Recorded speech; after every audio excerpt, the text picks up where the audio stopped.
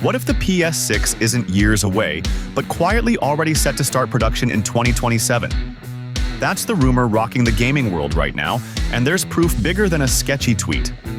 We're talking Sony trademarking PS6 through PS10, insider timelines showing manufacturing gearing up next year, and even a dockable PlayStation handheld that could launch alongside it. And here's the twist. Sony publicly insists the PS5 still has a long life. Yet the leaks tell a different story. Stick around, because today's breakdown isn't just another wish list, it's the most plausible picture we've seen of the next PlayStation generation yet. Enjoy!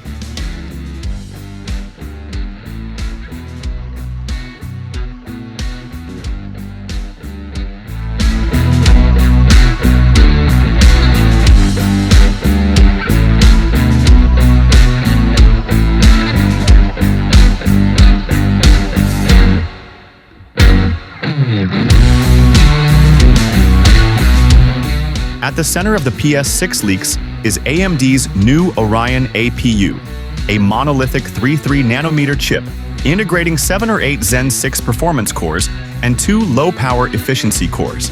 This is not a mild bump. It's a rethinking of the console architecture, designed for cooler operation and smarter resource handling.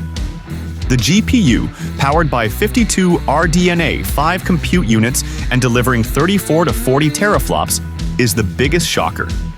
Ray tracing leaps of 6 times to 12 times, rasterization gains of 2.5 times to 3 times, and comparisons to an RTX 50 to 90 tier experience make the PS6 sound more like a high-end PC squeezed into a console body.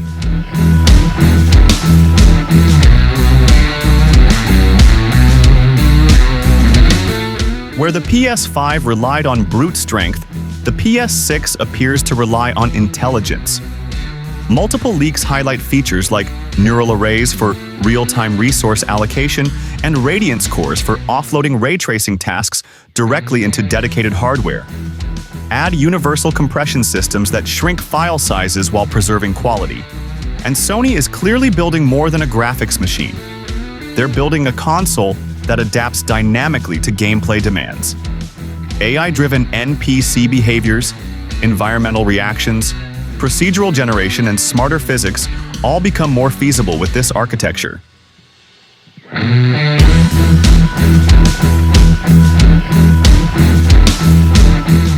Rumors peg the PS6 with 30 to 32 gigabytes of GDDR7, supported by a 160-bit memory bus, and 640 gigabytes per second bandwidth loading times will once again shrink thanks to a 2 terabyte NVMe SSD, marking a meaningful leap over the PS5's storage limitations. Surprisingly, despite its performance jump, the PS6 reportedly stays within a 160-watt power envelope, allowing for a more compact, dust-resistant, cooler-running design, very likely a deliberate correction to PS5's loud, large first-wave model.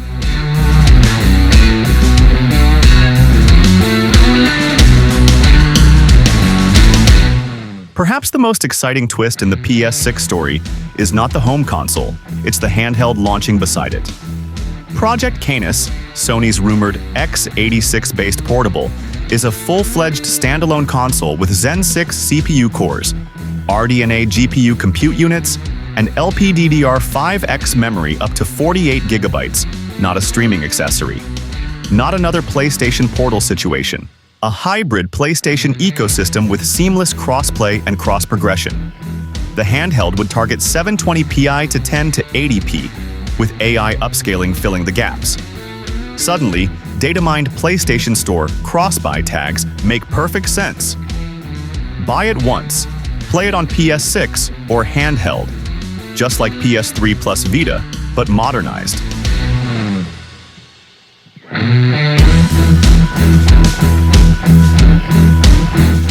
The Nintendo factor.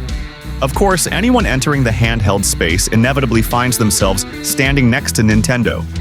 The Switch 2 has already achieved monstrous success, crossing 10 million units mere months after release. The PS6 handheld will be more powerful, but power never beats Nintendo's ecosystem, branding, and hybrid magic. Sony will need more than raw specs, it'll need identity. A handheld that feels PlayStation first, not PC first.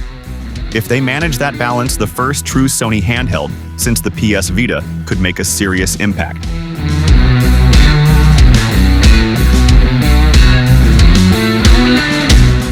Sony's quiet shifts with PS5 features may actually be early preparation for PS6-era unification.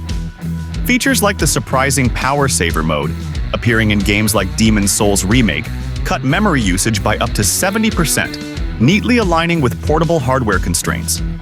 Meanwhile, data miners uncovered PC/PS5 cross-buy symbols, strongly hinting that Sony is preparing its infrastructure for a multi-device ecosystem. Whether this spans £6, Project Canis, PC, or all three remains the big question. But the direction is unmistakable. The walls between PlayStation devices are dissolving.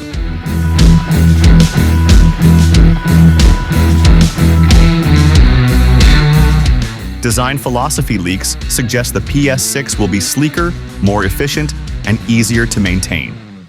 A dust-proof outer shell, advanced cooling made possible by the 160-watt power ceiling, and a detachable disk drive similar to the PS5 refresh model all indicate Sony wants longevity, modularity, and cost control.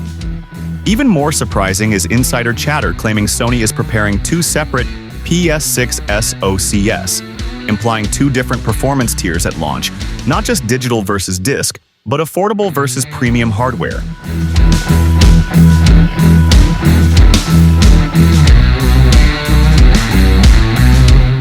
The next DualSense iteration isn't a revolution but a refinement. Adaptive triggers and haptics remain, while the big upgrade is a removable rechargeable USB-C battery, easily the most requested improvement from PS5 owners. Small ergonomic tweaks round it out, making the DualSense V3 feel like a matured version of the already excellent design.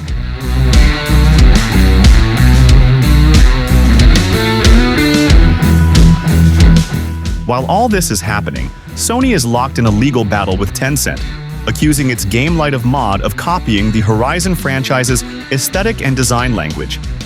Their lengthy rebuttal claims Tencent used subsidiaries to dodge responsibility. This isn't just a lawsuit, it's Sony signaling that protecting its IP is a top priority going into the next generation. With Horizon poised to be a pillar of PS6-era tech showcases, the timing is not a coincidence.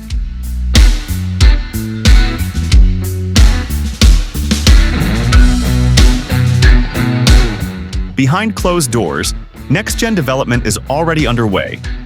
Bluepoint's unannounced third-person melee action game, Insomniac's upcoming Wolverine, expansions to MLB The Show, and continued PS Plus growth all suggest Sony is setting the stage for a strong PS6 library. PS4 support is quietly being phased out, pushing studios to target modern hardware fully.